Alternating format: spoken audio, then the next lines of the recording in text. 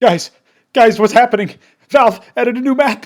Oh my god. Finally, this is Tuscan, and it is the newest map to be added to any sort of the map pool, even if it's just, the sort of matchmaking stuff right now. It's still a momentous occasion because the last time something like this happened, where there was a huge community backing for a map, I guess it was also with Anubis, right? I mean, that map, people were saying, bring back Anubis. Well, people have been looking for Tuscan for probably a lot longer, actually. And now they're both back. So if you missed the anniversary update, I don't know why you're watching this video, but you should go check these maps out because they're back. Tuscan is, of course, new to us in this format. You get to see the graphics, the colors, and I think this particular area, T-Spawn, pops a little bit nicely. So it's putting its best foot forward. And again, if you're new to the idea of a map analysis video, we always like to go from T-Spawn because that's what you'll be doing as an attacker is running through the whole map, right? When you're on that T side, it feels pretty good to explore the map and you get a vibe for where the defenders are, what the timings are going to be, what potential things can happen. And so if you're looking to warm up to Tuscan, maybe you're new to it, you haven't played it in a very, very long time, that's how I would recommend you do it, is check through T-Spawn. And Tuscan is a very different map than a lot of the other maps in the map pool. It shows its age in its design, but I don't necessarily think that's a dreadful thing. It's just something to be honest about. You don't really have a lot of lineups you can throw. The skyboxes are quite low. And broadly speaking, when you're going to take some sort of tactical approach to it, it's really going to be about lurking in different areas. If you're taking A, you're going to want to be down B main, hunting for rotates through the CT spawn area or the window area. And if you're going to be taking B, on the other hand, you definitely want to be in that mid main area that leads up to A and overlooks the CT spawn, actually. So yeah, there's lots of different things that you can do from a positional angle, but there's not really a lot you can do with in terms of like nades and calculated stuff. You can find some areas, but they're few and far in between, especially compared to what we're used to, even on a map like Inferno, which has notoriously low skyboxes that pros are even throwing grenades off of. A fact I think is kind of silly, of course, because it's not very intuitive. It's just an invisible skybox volume. Yeah, even in that map, you're expecting to throw grenades and have set pieces and stuff. So Tuscan is very different in that respect. Yes, people will discover some things, especially if it's left in the map pool, especially if it replaces a map in active duty, but I would still suspect that most people are going to be looking at it and feeling a bit weird about it, feeling like, oh, this is different than a lot of the other maps, and maybe it doesn't immediately seem like it because it's a 3-lane map in some respects, and yes, it has some complexity, but all the maps in the pool have some complexity in terms of different things you can do with rotations and, verticality maybe and stuff like that. Yeah, the big thing that happens with Tuscan is that you're mostly going to be throwing nades in telegraphed areas from lines of sight that are fairly on the money for what you're actually trying to hit with the nade. It's not like Inferno or basically any of the other maps where you can find some sort of cheeky lineup for most things. That doesn't mean that there are none. Of course, I have found a few, but broadly speaking, it's going to take a lot more sort of theory crafting and time in the server than maybe your other maps. It's not very intuitive. The skyboxes are not the only things that are low. It's also the fact that the cover that you see here, the buildings are huge. They're so tall. And the palisades over there with the castle and stuff, very, very large. Even if we quickly switch over to the CT spawn angle, say you're trying to rotate back out from the B side to try to retake A, you're going to have to lob that grenade pretty far, and it's probably not going to get too far. In fact, I don't even think you can lob it through this. This is just prohibited. So that's another angle where if you actually want to affect change with a grenade, you're going to have to throw it over there.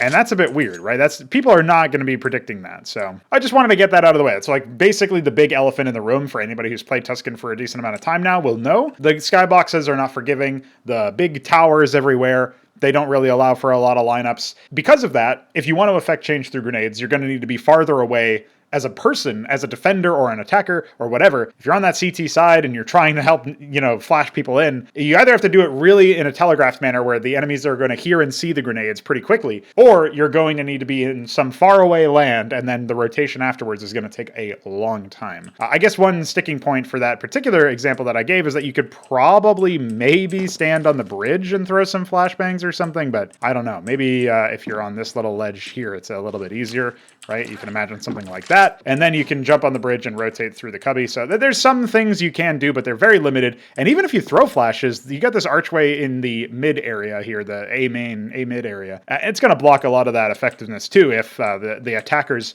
the Ts, have not actually gotten there yet. So yeah, that's some initial words on maybe some of the things that set Tuscan apart from other maps that are more of a structural and like lower level technical thing you wouldn't necessarily instantly think about if you're just coming into a new map.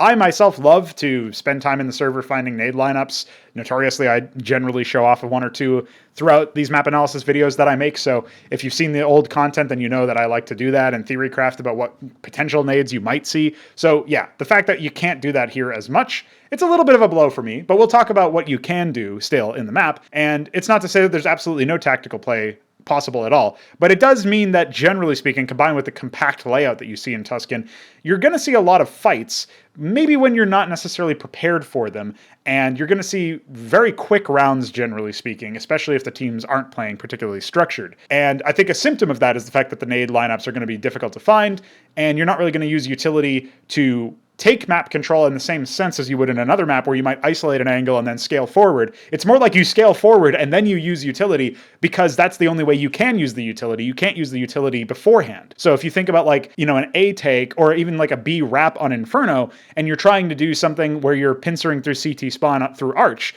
well, you're going to smoke the right side of lane from the T's perspective. You're going to smoke Moto, obviously. You can do that without exposing yourself to any of the angles. Now imagine if in order to do that, you had to actually see Moto. You had to actually see that lane bracket area, or you had to see something close enough to it that you could line up a bounce smoke on a wall instead of using the skybox. That's kind of what Tuscan is, except that's like most of it, right? And so you're really only going to see some like small retake bits of utility here and there that are from very particular angles. And again, might punish you in the sense that you don't have the ability to rotate in there very quickly. So all of these things are considerations. We'll have to see how they shape up, of course. And if Tuscan is added into the map pool, I might not say that it's the most competitive ready map right now. It might still need some changes. Maybe some of them are even pretty sizable ones.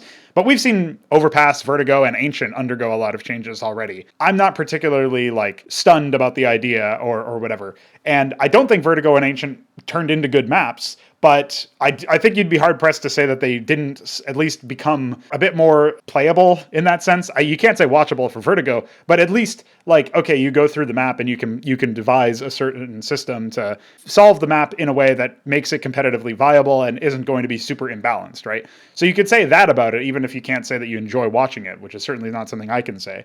And I do think that at this point, we are beyond ready for a map pool change. So I really hope that Valve do decide to add a map. If it's this map, if it's Anubis, if it's even Breach 2.0, great. You know, like as much as maybe these maps do need a little bit of work and aren't like perfect out of the box, that's asking a lot, especially considering we do not have perfect maps right now by any means. So yeah, any shakeup, especially if we get rid of Vertigo or Ancient or both of them, and you know, obviously some people have been baying for Dust 2 and Mirage, and even, you know, I've seen some people turn on Overpass and turn on Inferno. So depending on the community feeling, depending on what Valve wants to do, who knows which maps would go out and which maps would come in. But I think we're due a map change. Like, come on, dude, give it to us. All right, talking head portion out of the way. Let's get into the nitty gritty. We're going to start talking about this map's layout. It's been a while since I've produced a map analysis video, so briefly I am going to go over how I break maps down. It kind of comes into three different terminology pieces, right? And so this isn't going to be a homework assignment, but just remember, they're very, very easy, very simple. We've got assets, pathways, and courtyards. What we have here is a courtyard, because it's this big open area, like a courtyard is. You take a lot of fights, there's cover to scale, you can throw utility, you can find some success with, you know, mechanical skill and strategy, and you're sort of fighting over this area so you can get to the next point of contention. It's different from an asset, because even though you might fight over control of an asset, it's usually not an area where there's this prolonged skirmish, right? You'd think of like Banana, funnily enough on Inferno, as a bit of a courtyard, even though it's a passageway, and obviously you start using it to scale into the next piece of the map. These kinds of definitions are a little bit fluid, but if you think about it like, you know, this position here for the T's is going to be an asset more than it is a pathway or a courtyard. You're not taking a lot of fights in this line of sight here, but you want to use this area so that you can start to foment an attack. You're staging this ground and figuring out how you're going to pinch onto the bomb site and hopefully get the bomb planted and take some kills.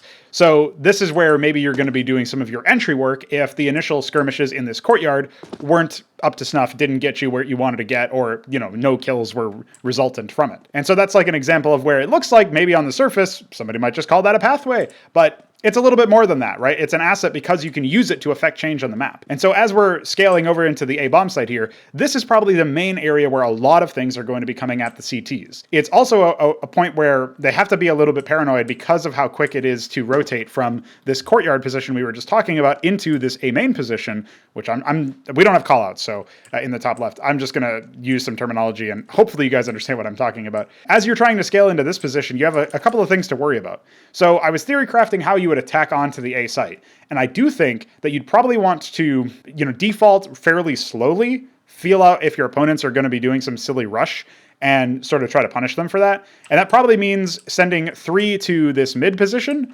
where you have 2 different angles to sort of take. I'd probably send, 2 guys. This doesn't really matter. It's a small detail, but I'd probably send 2 guys to this side and 1 guy to this side, depending on the bomb site. So you can approach this mid position from 2 different angles as a T. And so I'd send only 1 guy over here because you're only going to have 2 guys heading in this direction. And so otherwise you're going to get congested. And meanwhile, the 2 guys over here, that's an important detail because you're much more likely to get early contact from CTs from this position, depending on spawns and what they actually want to do. And so if you wanted to imagine like a more detailed layout, you'd probably send 1 T here, hold this angle, 1 T here, maybe start scaling over here and hold that angle, which I can't ping anymore because LOL cooldowns.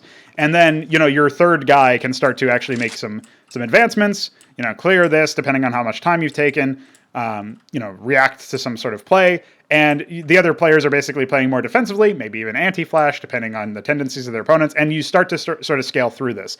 You notice I'm being pretty, I'm theory crafting something that's very, very slow here. And that's because, again, the compact map design means CTs can be about here after 10 seconds, and Ts can be about here after 10 seconds. That's if you're full Wing the whole time. So obviously you'll hear each other if you do decide to do something like that.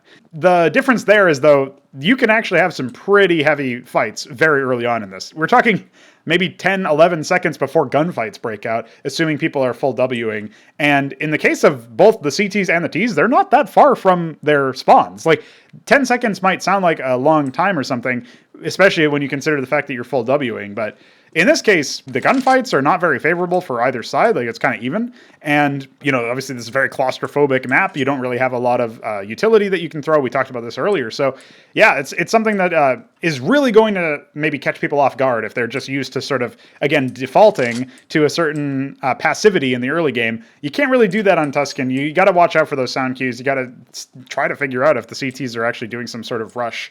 And, it's sort of like Overpass, a little bit like Ancient in that you're really going to commonly do a lot of rushing. But beyond that, you also want to make sure that you're falling back. And Ancient doesn't really allow you to fall back unless you're falling back to the bomb site. In this particular map, you can fall back to like stages, right? This might technically be construed as the bomb site, I guess, because it's right next to it. But this is a stage, that's a stage. You can boost up into this box as a CT. Even holding something like this as an opper is a possibility, right? Because, you don't have like perfect vision necessarily, but you can kind of hold both the alleyway peak and then anybody coming over there. And so like with a opper rifle or setup or something over here, that's certainly possible. You'd imagine the opper could be playing as the rotator in this position, sort of like it's hard to say like Simple, but Simple on Nuke or even Inferno, you've seen him like take a shot, fall back, go somewhere else.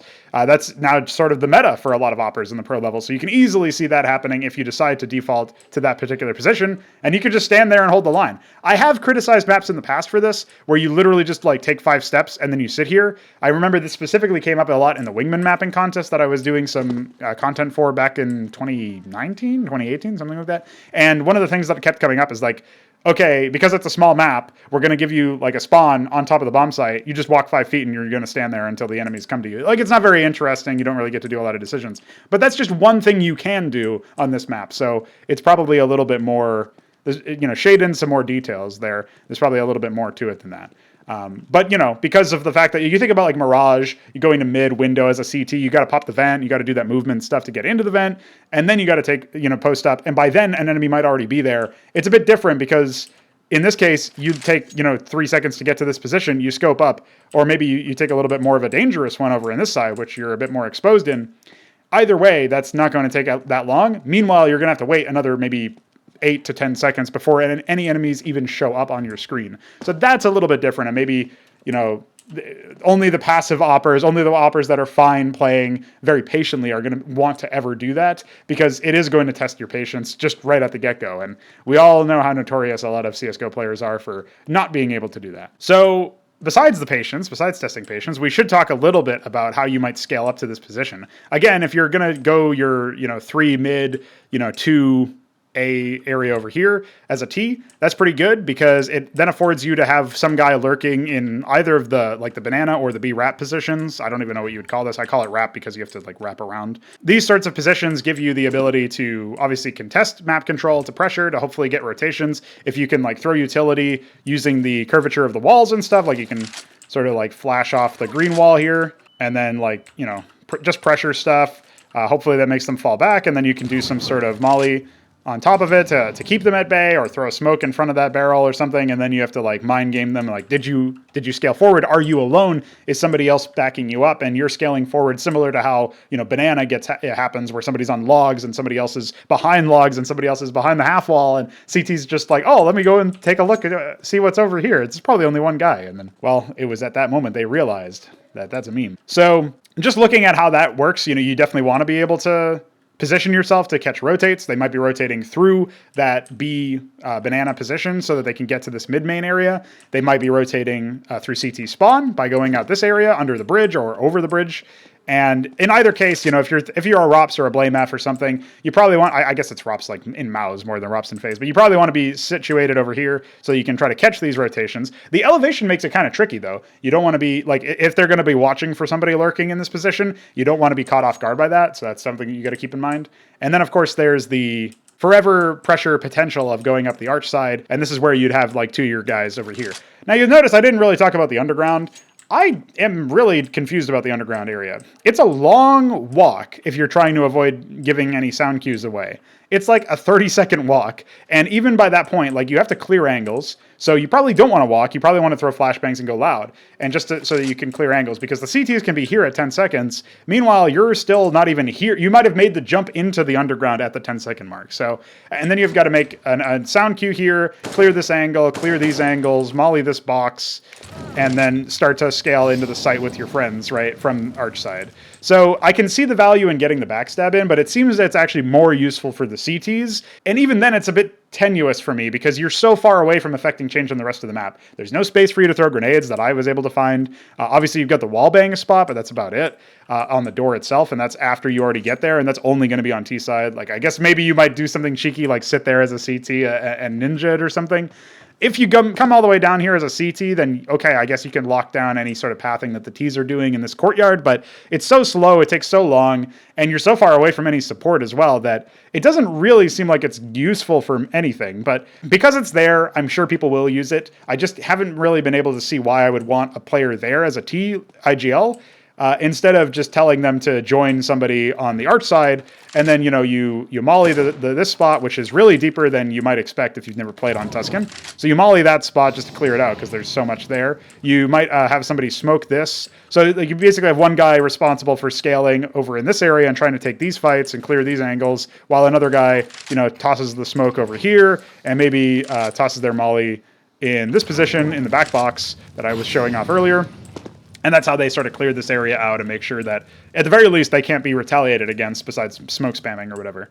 Yeah, I mean, I feel like this is a pretty reasonable default to do. It's, you kind of need CT aggression to fall apart, and even then you have to lose aim duels and stuff. And that's why you maybe want to do that slower moving thing that I was talking about in the early stages, where you're sort of scaling to take control of mid and you're watching for any rushes.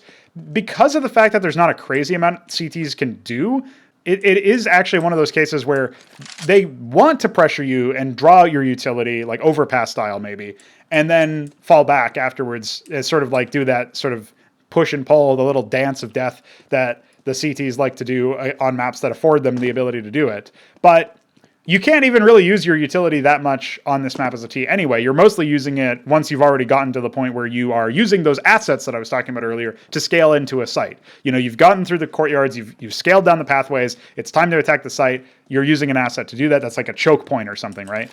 And so, when you're thinking about highlight plays, okay, this map has room for a lot of that. You're thinking about cover and you're thinking about clearing angles, there's a lot of that too.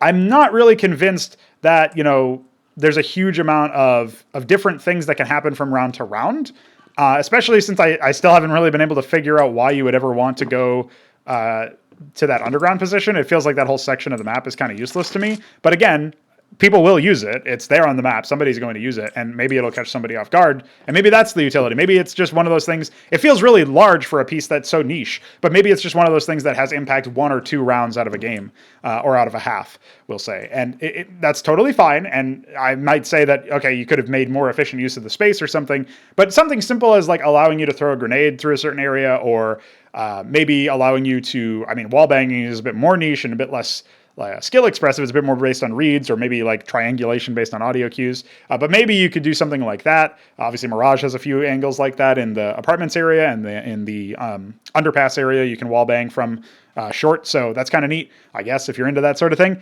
And so like something where you can do something with like once you're halfway down that connection. If we're going back to the definitions of an asset, there's a reason why you want to fight over this map control as a CT. You want to contest this because Ts can use it to get an advantage and affect change on the map. Because Ts can't really use this area unless they're already here, and even then there's an enforced sound cue where you're going to know that they're there, it's less valuable.